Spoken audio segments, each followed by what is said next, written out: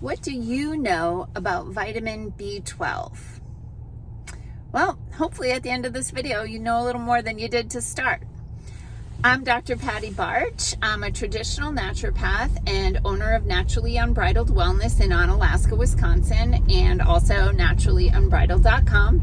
This is Down the Ridge with Dr. Patty, where I spend about 7 to 10 minutes on my morning commute giving you some holistic life and wellness information. And today's topic, which by the way, the topics become a little bit challenging to come up with, so I'm mostly just drawing from cases with the types of things that pop up.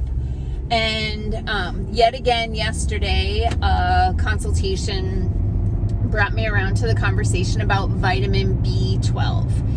B vitamins are water-soluble vitamins. So that means that they're used up by the cells take what they need, and then the body flushes them out. There's some level of storage to them, but they're not as accumulative.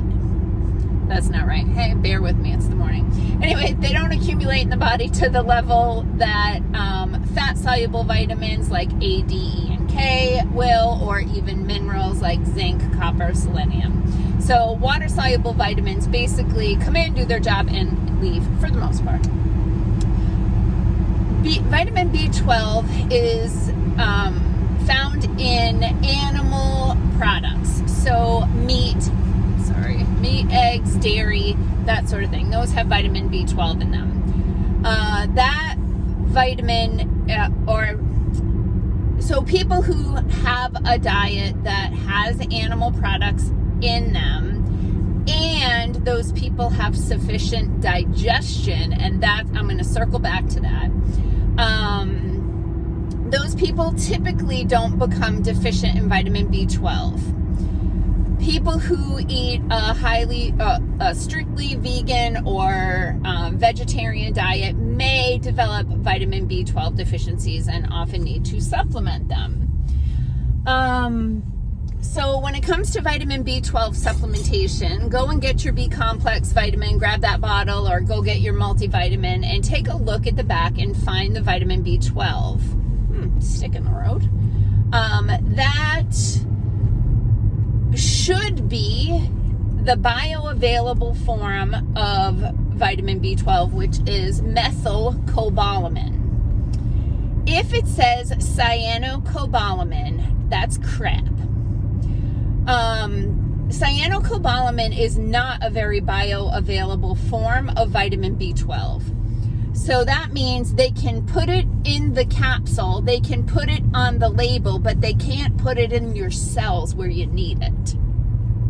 So if somebody brings me their vitamins and they ask me to, is this vitamin any good? If I don't know the brand, sometimes I know a brand is good and sometimes I know a brand is crap.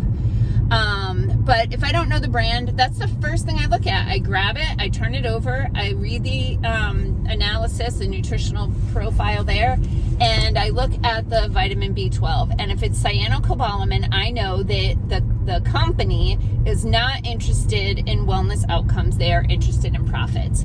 And if they're using the cheap form of vitamin B12, they're probably using the cheap form of everything else that they're putting in there. So throw that crap out. Methylcobalamin is the most bioavailable and liposomal sublingual, lots of big words, methylcobalamin is probably the highest bioavailability. Liposomal formulations bypass the liver the first time through circulation, and lower doses are more effective. They also start to be absorbed in the mouth, so holding any liposomal formulation under your tongue for 30 seconds, give or take, will increase absorption there. Okay, so here are some signs of vitamin B12 deficiency. So vitamin B12 is very involved in the nervous system. So deficiency in vitamin B12 can lead to nerve or neurological symptoms, things like neuropathy, numbness, tingling, pain, burning in extremities typically. So if you have a diabetic who has those symptoms, they may just say, oh, that's diabetic neuropathy, but it may not be diabetic neuropathy. it may be vitamin B12 deficiency.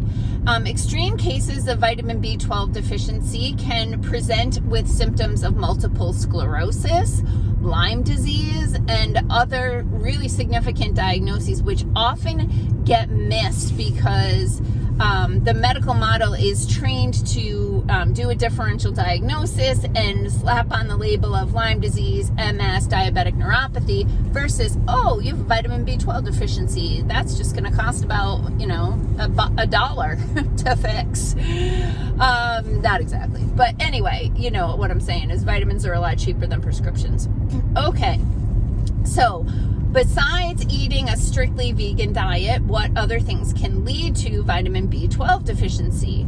So, fundamentally, insufficient digestion, and you need to have the appropriate amount of stomach acid in your stomach and the enzymes involved to break down your food into its component nutrients in order to access the vitamin B12 that's in your food, and then of course convert that into what your body needs, or take it into your cells.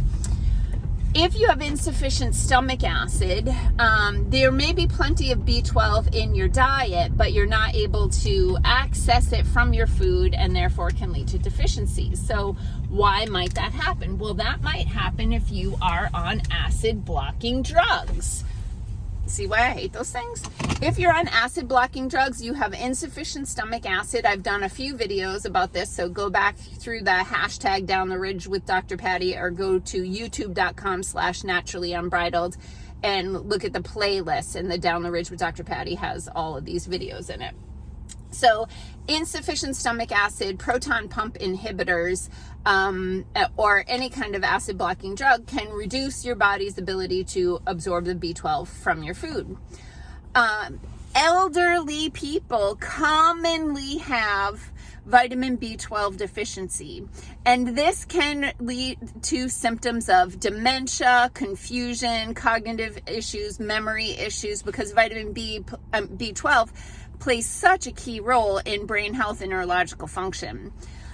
So it's not uncommon for elderly people to get vitamin B12 injections, and I will have them say to me like, oh, I get one a month, and by the time that the month comes around, it's time for the next shot, they can really tell. Well, I'm sorry, why are you letting that person be deficient for days and days on end when this is an easy thing to supplement? But when the kicker for me is when I see an elderly person who already makes insufficient stomach acid due to decreased cellular energy, and that person is on acid blocking drugs, I can be pretty confident, if they're not supplementing with vitamin B12 in the methylcobalamin form, that they're going to have deficiencies, and they're going to be presenting with neurological, cognitive, balance issues, those sorts of things. So anyway, go grab your vitamins, take a look at them, and see if you're taking something with a bioavailable form of methylcobalamin or not. Of course, we have those available through naturallyunbridled.com. It's not that we don't have those products on our online store. Just go to the contact us page, send us a quick message, and we'll email you the information and the pricing. So it's Friday, folks, and I'm going to sign off here. So peace out, peeps, and have a healthy weekend.